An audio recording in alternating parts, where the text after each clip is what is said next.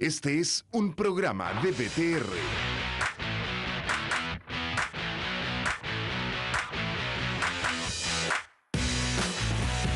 Estamos en tu ciudad. Miramos tu realidad. Panorama 15. La voz de las regiones.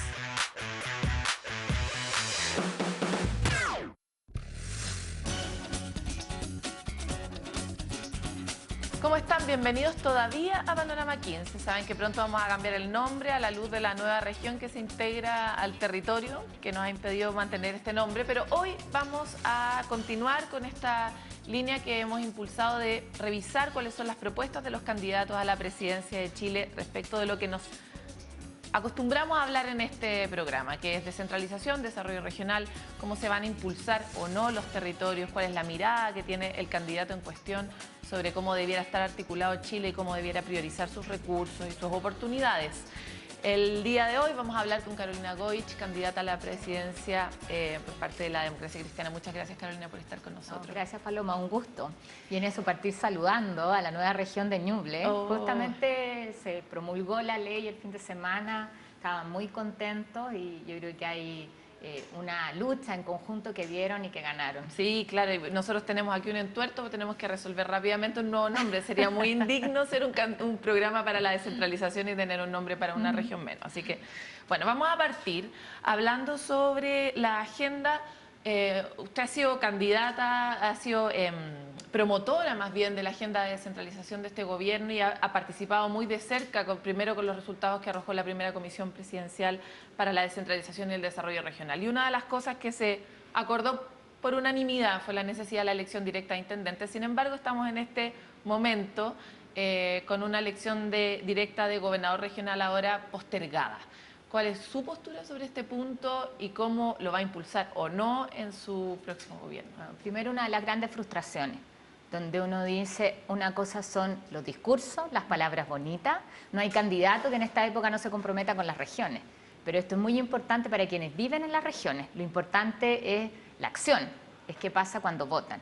Y lamentablemente ahí perdimos una oportunidad, el haber elegido ahora, ¿no es cierto?, en noviembre, gobernadores regionales, que uno dice, por supuesto no iba a solucionar todos los problemas de la descentralización, pero sí era el primer paso, era potenciar a la autoridad en el territorio, con la votación de la gente y sumado a otras reformas que están pendientes. Como la ley de traspaso de competencias. El financiamiento regional, o sea, una ley de rentas regionales. Entonces, lo primero que uno tiene que decir, aquí tenemos la evidencia de que el tema de la descentralización quedó al debe durante este gobierno, y por lo menos para mí, que soy una mujer de regiones, de una región extrema, senadora y diputada por varios años ya en Magallanes. Ha vivido todos los niveles de discriminación, aparte, porque ser de región extrema, más mujer, más... Okay, bueno. A mí el tema del problema de la descentralización o la centralización es algo que no me tienen que contar, lo hemos vivido, y en particular en Magallanes. Y por eso, Paloma, si algo me entusiasma a mí de ser candidata presidencial es ser la candidata de las regiones. Es la experiencia que hemos tenido en una región extrema y aislada, que de ser la más rezagada, hoy día es de las más competitivas. Esa mirada y forma de hacer las cosas es algo que yo quiero llevar al resto de las regiones. Vamos a entrar en ese punto, pero antes quisiera saber, este gobierno partió como caballito de batalla, digamos, con el tema de la descentralización con mucha claridad, pero no fue capaz de articular acuerdos para lograr esta reforma. ¿Qué va a hacer usted en su gobierno para que eso sí pase? Mira, descentralizar es entregar poder, entonces a mí no me extraña que sea difícil. Y la vía legislativa es una vía que fracasó en este esfuerzo, ¿ya? Yo voy a seguir insistiendo en la elección de gobernadores regionales y toda de alguna manera las distintas leyes y propuestas legislativas, pero creo que hay muchas cosas que pasan por decisión política. Muy simple. Yo me imagino en mi gobierno el próximo año a los intendentes defendiendo el presupuesto. Porque, ¿qué pasa? Ahora en noviembre tenemos la discusión del presupuesto, pero viene el ministro de Obras Públicas, que es un buen ministro. Pero ¿por qué tiene que venir él a defender los proyectos de la Araucanía en materia de obras públicas o de la región de Antofagasta? ¿Por qué tiene que venir por separado la ministra de Educación a defender los proyectos de educación del mismo territorio? Es distinto cuando viene el intendente que sabe en una región cuál es la prioridad que tiene obras públicas y cómo eso se relaciona con la actividad turística que queremos desarrollar, entonces lo que va a ser economía también, en función del territorio, no sectorialmente. Es como una familia, que uno ve al niño por separado, a la mamá por otro lado, al papá.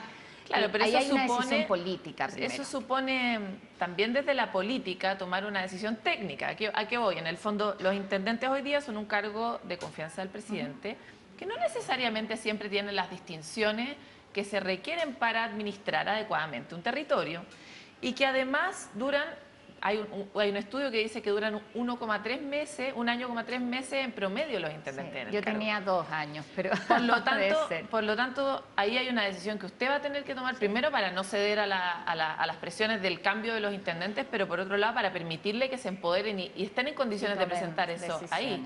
Sí. ¿Cómo uno transfiere ese poder y esa confianza en este sistema? Sí, mira, Paloma, aquí te traigo la propuesta de descentralización, que la presentamos el día viernes en La Serena, porque no la iba a presentar en Santiago, obviamente, tenía que ser en la región. Había que ponerle consistencia. Porque mira, ahí hay una propuesta súper concreta. Hoy día los seremis son nombrados por los ministros y el intendente propone 3 nombres, una terna. Yo digo, hagámoslo al revés, que el ministro le proponga al intendente 3 nombres y que sea el intendente el que decida cuál es su representante en la región. Ahí ya cambias la dependencia y empoderas a la autoridad regional. Yo creo que los intendentes en esto tienen que tener no solo atribuciones, sino también capacidad de liderar en la región. Ahí parte de lo que yo planteo es que durante los 100 primeros días de gobierno nos dediquemos a hacer un pacto, un acuerdo del centro con la región. Entonces definamos cuáles son los proyectos prioritarios que se quieren impulsar. Definamos cuáles son las prioridades de desarrollo, pero una cosa muy concreta, no las estrategias de desarrollo que están, pero que son más a largo plazo, sino una cosa muy concreta. ¿Y esa definición no se ha hecho previamente? ¿De dónde viene esta idea de que este pacto podría cambiar el escenario? Sí, un pacto donde la gracia es que yo como presidenta me comprometo a respetar, pero además se construye en diálogo con la gente, con las provincias, con las comunas, y es la experiencia que tuvimos, y tú algo conoces porque has estado en la región de Magallanes, con planes especiales para zonas extremas. ¿Qué significó eso? Que pudimos sacar adelante proyectos que habitualmente cuando se evaluaban con la metodología tradicional, que es de costo-beneficio o de acuerdo a la población, o de rentabilidad por cantidad de negativos. personas, que Claro. eso en general no ¿Por qué? funciona. Porque tenemos un territorio muy extenso y poco poblado. Y por lo tanto nunca iban a pasar suficientes autos como para justificar la apertura de una ruta o su pavimentación, Claro. para poner un ejemplo. Entonces lo que yo digo acá es cambiemos los criterios. No es solo por costo-beneficio. Hay criterios estratégicos, en eso en particular las regiones fronterizas, tanto en el norte como en el sur, son fundamentales, o en la región de Magallanes somos puerta de entrada a la Antártica, y eso tiene que pesar distinto respecto de los proyectos asociados, que no son beneficios solo para el territorio, sino también para la región. O abrámonos en esto a distintas alternativas, por ejemplo en la red de salud. Yo estaba el otro día en la región de Antofagasta. Tú sabes que ahí hay indicadores mucho más altos de mortalidad por cáncer de pulmón, que es distinto a lo que sucede en el resto del país. Entonces, en el centro oncológico, que además está dentro de nuestra ley del cáncer, de nuestra ley nacional de cáncer, en Antofagasta, que ahí se especializan en cáncer de pulmón. No lo necesitamos en todos los centros oncológicos. Y potencias, por lo tanto, no solo un ecosistema en función de mejoras de diagnóstico, concentras ahí también a los médicos especialistas, a quienes les resulta atractivo, y no están solamente en Santiago, que es lo que sucede hoy día, donde tenemos, no sé, los principales centros asistenciales están concentrados en la capital, y los enfermos o la gente que necesita atención está a lo largo de todo el país. Lógico. Ahora, vuelvo sobre lo del acuerdo para poder entender un poco mejor la idea. ¿Por qué no se han hecho estos acuerdos antes, o no son los planes de desarrollo regional un acuerdo suficiente, que tienen efectivamente medidas de largo plazo, pero también tienen medidas de corto plazo? Porque ahí sigue, en esta lógica centralista que tenemos nosotros, sigue predominando la decisión del sector. Los datos que me entregaron de la propia Subsecretaría de Desarrollo Regional indican que el porcentaje de decisión regional sobre la inversión es de un 8%. Sí, es muy bajo. O sea, yo fui seremi en planificación antes de ser diputada, hace 12 años atrás, y lo que uno ha visto es que más bien son los ministerios los que empiezan a ocupar el financiamiento regional en vez de complementar las decisiones del territorio. Y por eso yo digo, volvamos a algo muy básico. concreto, porque además 4 años es un tiempo corto. Veamos qué podemos hacer en esos 4 años, qué podemos dejar encaminado también, porque hay muchos proyectos relevantes en las regiones que trascienden a un periodo de gobierno, y eso en las regiones lo entendemos muy bien, porque nos conocemos, porque trabajamos en conjunto, y que hay cosas que no se juegan en si eres de gobierno o de oposición, sino más bien nos ponemos la camiseta de la región y lo sacamos adelante. Entonces es un pacto construido de forma participativa, con iniciativas concretas, tanto proyectos de inversión como programas, o en algunos casos son incentivos especiales. Esto sumado, Paloma, a lo que sigamos haciendo en materia legislativa. Yo espero, por ejemplo, en la ley de rentas regionales, que las empresas aporten en el territorio donde están, y no lo que pasa hoy día, que muchas veces en la capital, donde está la empresa, o sea, La plata también queda en el sucursal, centro, donde está el gerente. Me lo planteaban en Illapel, que estuve antes de ayer allá, y claro, está la minera Pelambre, me dice, oye, nosotros sufrimos en esto los costos o el impacto negativo muchas veces de una inversión. Lo lógico sería que la empresa también tributara en el territorio donde está operando. Vamos a hacer una pausa ahora, pero vamos a volver particularmente con estos temas. Usted quédese con nosotros, que ya volvemos con más Panorama 15. Panorama 15. La voz de las regiones.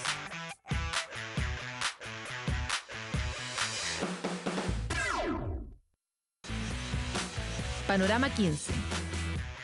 La voz de las regiones.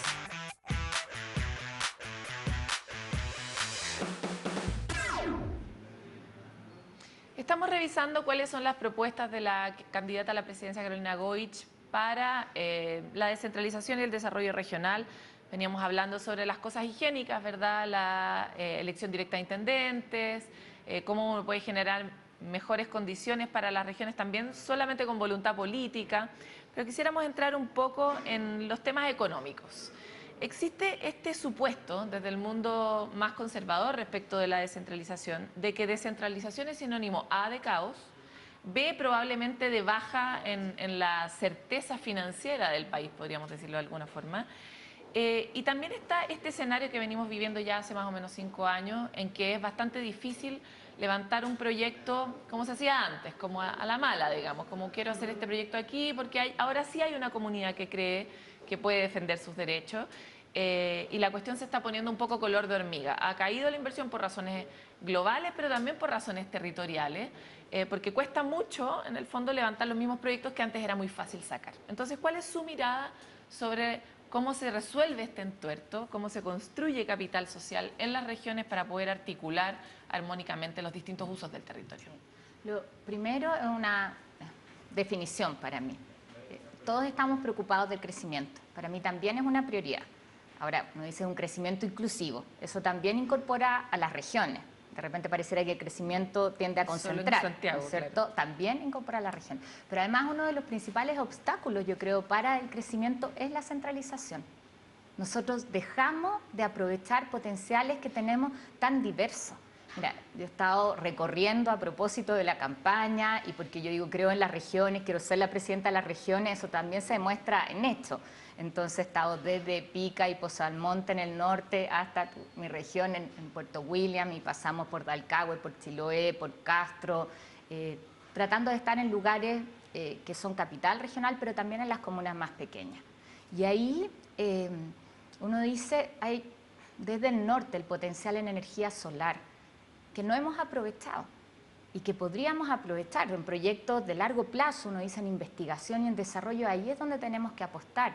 O cuando ves en el sur el potencial que tenemos de turismo y cuidado de nuestra biodiversidad, de turismo de intereses especiales, y cómo eso compite a veces con otras actividades donde si hay una mirada del territorio, de planificación del territorio e integración de la comunidad local, yo creo que muchas cosas se facilitan. Entonces, lo primero es descentralizar, es clave para crecer, para el desarrollo económico de nuestro país, es algo fundamental. Lo segundo, la lógica de participación, tú lo dices. Hoy día ya no puedes llegar a instalarte porque te dieron la resolución en Santiago. O sea, la conversación con la comunidad local es fundamental. Y yo creo que eso hace que además los proyectos no solo tengan mayor certeza de seguir adelante en las distintas etapas, sino también se fortalezcan. Y ahí yo pongo un ejemplo muy concreto. estamos hoy día con la discusión de Minera Dominga, los proyectos mineros. Y yo, como creo en las regiones, creo que la decisión no debería estar en el Consejo de Ministros. No debería ser en Santiago donde finalmente se resuelve, porque las autoridades locales, regionales, terminan siendo una suerte de buzón, porque sabemos que finalmente se va a decidir en el centro. A mí lo que me gustaría es potenciar esa instancia regional y que, por supuesto, eso implica mayor responsabilidad para las autoridades, tener mejor sustento técnico muchas veces en sus decisiones, pero ¿por qué desde Santiago tenemos que decir que sí o que no a algo que sucede en la región? ¿Y cómo se integran esas...? Lo digo porque creo que muchas empresas están hoy día haciéndose esa pregunta. ¿Cómo se integra la comunidad? Venimos de una política de pago en el fondo. Como te voy a usar el territorio y no lo voy a dejar muy bien, construir una cancha de tenis, o sea, una cancha de fútbol, hago una sede social. Pero ¿cómo se resuelve? ¿Cuál es la paga? ¿Cuál es la transacción que se hace en el territorio para que eso pueda ocurrir bien? Esto es mucho más que una transacción comercial. Yo quiero decirlo con esa claridad. Yo creo que cuando tú lo llevas a te compro voluntades, finalmente lo que uno dice ahí es donde queda la ética detrás, que es algo que yo he impulsado bastante en la discusión pública, no solo la ética en la política y cómo aumentamos el estándar, sino también en los negocios. Entonces, hay muchas formas en que la comunidad puede ganar y gana la empresa también. A mí me gusta mucho en los modelos para zonas más aisladas, como el caso de Isla de Pascua, puede ser Puerto William, lo que se hizo en Galápagos, en que se le reconoce a la persona que es habitante de ese territorio también un valor. Y por lo tanto, si viene un inversionista, tiene que asociarse con alguien de esa localidad, que tiene particularidades en historia o en términos de riqueza natural, porque no es solamente contratarlo, como sucede muchas veces, como mano de obra barata, sino que haya un valor de quien está ahí y lo hace socio en el negocio. Y eso implica el generar capacidades de verdad en quienes están en el territorio. O cuando tú incorporas a la escuela, no solamente entregándole un computador, sino en la actividad, y por lo tanto la empresa se preocupa de capacitar a los niños o a los jóvenes del liceo para que efectivamente tengan mejores posibilidades ellos también de desarrollarse en un buen trabajo. ¿Cómo cambia?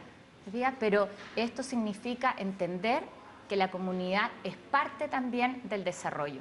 Y las empresas en esto tienen un rol, no es solo responsabilidad social, sino yo creo que mucho más desde una mirada ética de su actividad. Ahora, avancemos un poco sobre esta idea de cómo desarrollar los territorios desde el talento. ¿Cuál es la mirada que hay? ¿Cómo podríamos acelerar este enorme problema que existe en las regiones de que no hay suficiente, o al menos se dice, que no hay suficiente talento disponible para ocupar ciertos cargos públicos o, por ejemplo, para abastecer la eventual reforma que significaría generar una elección directa de intendentes y todo el traspaso de competencias y capacidades? Sí, yo creo que en esto nos pasa como sucedió con las mujeres. Hoy día los partidos políticos tuvieron que cumplir una ley de cuota de incorporación de mujeres y eso obligó a mirar las capacidades que habían en nuestras militantes. Lo mismo pasa en las regiones, hay un poquito un menosprecio a veces, porque el talento está distribuido por igual. En esto yo no tengo duda, pero sí necesitamos ciertos incentivos porque se han tendido a concentrar. Las mejores universidades, más de la mitad, están en Santiago. Entonces ahí hay propuestas muy concretas. Primero, el crear un fondo para financiar tesis de pregrado y de posgrado que tengan que ver con necesidades del territorio. O sea, qué mejor para un estudiante que lo que tú investigas efectivamente sirva y sirva además para tu región y que eso nosotros lo financiemos. O pedirle en esto, más que pedirle el que sea un compromiso de quienes acceden a la gratuidad universitaria, tener que hacer una suerte de servicio país. Y por lo tanto, después de que terminas tu carrera, el Estado te lo financia, pero tú devuelves eso trabajando 1 año o 2 años en una localidad más aislada donde hace falta ese profesional. Hoy día las becas Chile, tú sabes que las becas Chile no tienes obligación de volver después a trabajar en la administración pública o en algún área académica, como sí lo hacen los médicos. Los médicos cuando hacen su especialidad saben antes que van a tener que ir a una localidad aislada donde hace falta ese especialista. Yo creo que tenemos que hacer lo mismo con gente que estamos llevando a estudiar y apoyando para que estudien en buena hora, en Harvard, en London School, pero que después puedan ir a localidades donde aporten también con lo que ellos aprendieron. Sus capacidades al territorio. Usted ha sido una senadora, es parte de la comisión para mirar, como ha sido un desafío del futuro, para mirar cuáles son las posibilidades que tenemos en el mediano y largo plazo en materia científica y la falta más bien de políticas que hemos construido en Chile, una cierta miopía frente al escenario que estamos viviendo mundialmente.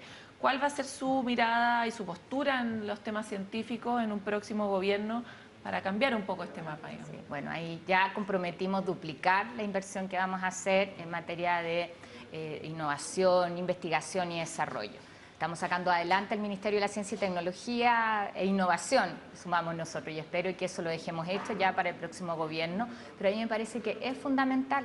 Nosotros tenemos que mirar hacia adelante y ser capaces de dar saltos cualitativos, no en cómo siempre hemos hecho las cosas.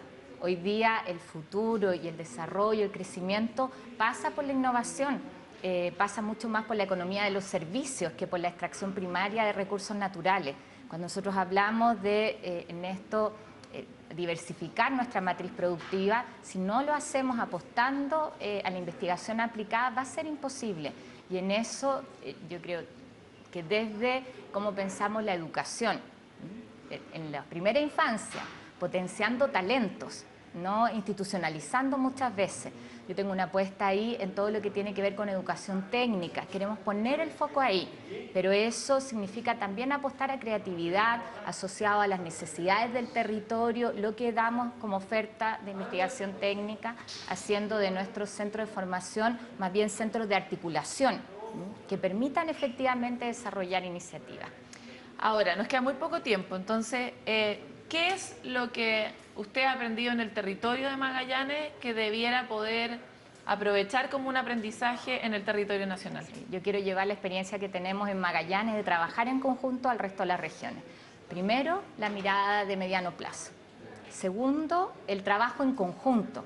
No dividirnos, sino que ponernos la camiseta de la región, fortalecer nuestra identidad, las capacidades que tiene la región y también la historia y sus sueños. Y algo muy importante, que yo creo que es la clave, aprender a pensar en grande, no quedarnos en lo pequeño. ¿Y por qué los magallánicos pueden? ¿Por qué han podido? Porque tenemos un equipo, o sea, somos de alguna manera un equipo que entendemos que las prioridades están en mejorar la calidad de vida de nuestra gente. Eso es lo primero, no nos quedamos en la discusión pequeña, nos atrevimos a frenar el centralismo y tú ves ahí, tenemos desde un horario diferenciado, que no rompió el Estado unitario, muy por el contrario, nos benefició. Entonces, esa experiencia demuestra que es posible cuando trabajamos en conjunto, cuando el compromiso con las regiones deja de ser un eslogan y pasa a ser un tema de iniciativas concretas. En temas de género, no puedo dejar de preguntarlo, ¿cuál ha sido su mirada sobre cómo se va a construir un gobierno en el futuro? Promoviendo o al menos impulsando la igualdad, ¿verdad? Que es tan difícil de conseguir. Sí. Así como uno dice que tenemos que enfrentar la desigualdad territorial también en el tema de género. Y ahí hemos dado pasos que yo espero no tengan vuelta atrás. La inclusión de las mujeres, que somos la mitad de la población, nos hace bien. Así que yo voy a seguir promoviendo eso, no solo en el centro del país, sino también en cada una de las regiones, desde el mundo público, pero también en el mundo privado. Las mujeres en la actividad académica son muy importantes, en la actividad empresarial, y es algo donde yo veo con mucha esperanza a las niñas hoy día, a las más pequeñas, que no se ponen barreras. Yo espero que algún día pase así también con las regiones. Nos queda un minuto. ¿Cuál es el rol que va a tener el patrimonio en su gobierno y por qué en un país con tantas necesidades, con tantas brechas de pobreza, etcétera, tenemos que hablar de patrimonio? Bueno, es parte de nuestra historia, de nuestra identidad, y yo creo que ahí hay un potencial incluso de actividad productiva. Y por eso yo creo que somos la primera candidatura que tiene una propuesta integral de patrimonio, donde escogimos a una comuna por región, donde vamos a tener financiamiento permanente, no en fondo concursable, que tú nunca sabes si vas a poder seguir o no, sino financiamiento permanente para recuperar el patrimonio material e inmaterial de esa comuna. La escogimos además pensando en la historia y sobre todo en potenciales de desarrollo turístico, de generar rutas alternativas, productos que incluso en zonas muy pobres, como el caso de Lota, donde uno dice toda la historia que hay de la actividad minera, recuperémosla y pongámosla en valor hoy día.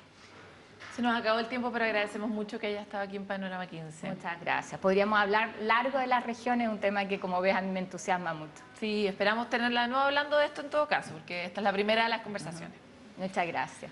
Hasta que llegamos con este programa, vamos revisando cuáles son las diferencias de los distintos candidatos, cuáles son los énfasis que hacen en sus propuestas para el desarrollo regional, para la descentralización y para ciertos temas que parecen no estar directamente ligados con las regiones, pero lo están, como por ejemplo la postura en materia de ciencias, que es algo que impacta a ciertas regiones de forma particular, pero que nos impacta como país definitivamente y en torno al cual tenemos muchas potencialidades por el lugar donde decidimos hacer este país. Así que esperamos que haya servido y esperamos encontrarnos también otra vez en Panorama 15. VTR presentó